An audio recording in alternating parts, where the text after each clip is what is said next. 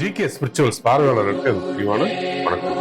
தெளிவு குருவின் திருமேனி காட்டல், தெளிவு குருவின் பிரணவம் சொல், தெளிவு குருவின் திருவார்த்தை காட்டல், தெளிவு குரு ஒரு சிந்தித்தல் தானே. எதையுமே நிதானத்தோடையும் பொறுமையோடையும் அணுகக்கூடிய குணம் படைச்சவங்க தான் மகர ராசி. அப்படிப்பட்ட மகர ராசிக்கு பூர்வ புண்ணியத்தில் இருந்த குரு 6ஆம் இடத்துக்கு போகுது. வரும் சித்திரை 28 மே 11 ஞாயிற்றுக்கிழமை அன்று மதியம் 1:20 மணிக்கு ரிஷபத்திலிருந்து மிதுனத்துக்கு குரு பெயர்ச்சி ஆகும். இந்த பெயர்ச்சி மகரத்துக்கு ஆதாயமா? 6ஆம் இடம் தப்புன்னு சொல்றாங்களே, 6ஆம் இடத்துல குரு வந்தா கொஞ்சம் பயமுறுத்துவாங்களே, நிச்சயமா மகர ராசிக்காரங்க பயப்பட வேண்டாம். மகரம் மட்டும் ஒரு தனி விதி இருக்கு. இந்த குரு பெயர்ச்சிக்கு மகரம் விதி விலக்கு. என்ன காரணம்? மகரத்துக்கு விரையாதிபதியும் தைரிய ஸ்தானாதிபதியும் ரெண்டு மறைவு ஸ்தானங்களுமே ஒண்ணு விரயம், இன்னொன்னு தைரியஸ்தானம். இது ரெண்டுத்துக்கும் உரியதுதான் குரு. அப்போ விரயம் மறைஞ்சதுன்னு நல்லது தானே.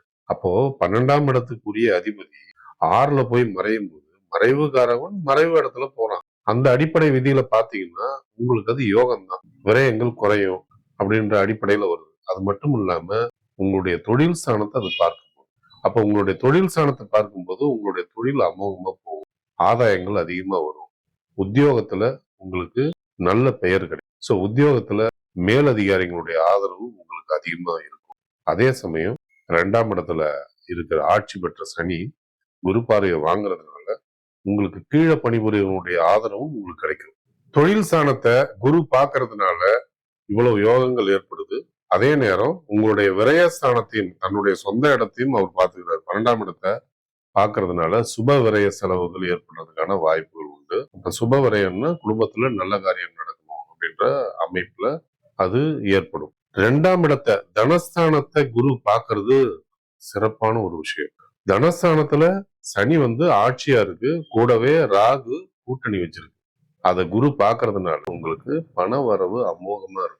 நிறைய சம்பாதிக்கக்கூடிய யோகங்கள் உங்களுக்கு ஏற்படும். சொந்த தொழில் பண்றவங்களுக்கு மிகுந்த ஆதாயம் உள்ள ஒரு நேரம் தான் இருக்கு.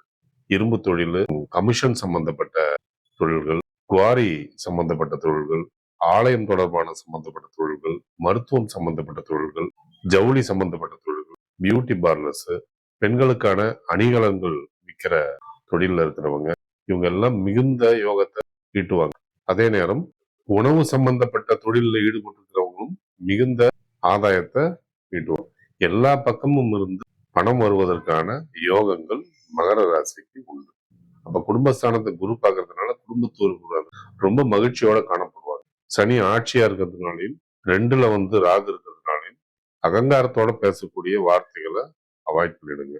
அது உங்களுக்கு கெட்ட பேரை ஏற்படுத்தி கொடுக்கலாம். அது மட்டும்தான் அதுல பிரச்சனையா அமையும். குழந்தைங்களுடைய கல்வி சிறப்பாவே இருக்கும். அவங்களுடைய வாக்கு ஸ்தானத்துல குரு அமர்ந்திருக்கிறதுனாலையும் பாவையோட பார்வை எதுவும் மேல விழாத காரணத்தினாலையும் அவங்களுடைய ஆரோக்கியமும் கல்வியும் சிறப்பா இருக்கும். மகர ராசியை சேர்ந்த மாணவர்களா இருந்தா நிச்சயமா படிப்புல கவனம் அவசியம் தேவைப்படும். நீங்க மும்மடங்கு உழைச்சாதான் நீங்க அடைய நினைக்கிற இலக்கை அடைய முடியும். அதை கவனத்துல வச்சுக்கிட்டு நீங்க செயல்படணும். குறிப்பா அதிக தூக்கமும் கூடாது, அதிக சாப்பாடும் கூடாது. கணவன் மனைவிக்குள்ளார ஒற்றுமை அற்புதமா இருக்கும். அதனால குடும்பத்துல மகிழ்ச்சி இருக்கும். 6ஆம் இடத்துல நோய் ஸ்தானத்துல இந்த குரு மறையறதுனால ஒரு சிலருக்கு தலைவலி ஏற்படலாம். அது சளியோடைய தாக்கமா கூட இருக்கலாம். ஒரு சிலருக்கு முதுகு வலி ஏற்படலாம். இது வாழ்க்கை துணைக்கு பொருந்தும். மகர ராசிக்கு 6ல குரு மறைஞ்சா திருமணம் செய்யலாமான்ற குழப்பம் இருக்கும் சிலருக்கு. கண்டிப்பா செய்யலாம். 6ல குரு மறைஞ்சாலும் உங்களுடைய குடும்பஸ்தானத்தை குரு பார்க்கறதுனால ஒரு சிலருக்கு திருமணம் அமையக்கூடிய யோகம் உண்டு. அதனால அதை தட்டி விடாம நீங்க செய்யறதுக்கு முயற்சி பண்ணலாம். தாய் தந்தையருடைய ஆரோக்கியம்னு வரும்போது தாயோடைய ஆரோக்கியத்துல கவனம் வைக்க வேண்டியது அவசியம். தந்தையோட ஆரோக்கியம் சிறப்பாகவே இருக்கும்.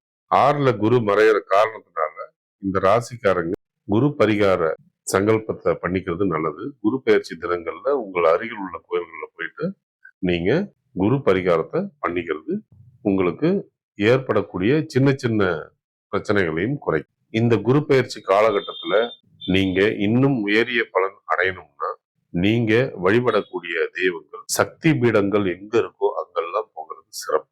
அம்பால ஆதாரமா கொண்ட ஸ்தலங்கள், அந்த இடங்களுக்கு போகிறது உங்களுக்கு சிறப்பு கொடுக்கும். அது மதுரை மீனாட்சியாக இருந்தாலும் சரி, காமாட்சியாக இருந்தாலும் சரி, காஞ்சி காமாட்சியாக இருந்தாலும் சரி, காசி விசாலாட்சியாக இருந்தாலும் சரி, அந்த கோயில்களுக்கெல்லாம் போகிறது உங்களுக்கு சிறப்பு கொடுக்கும்.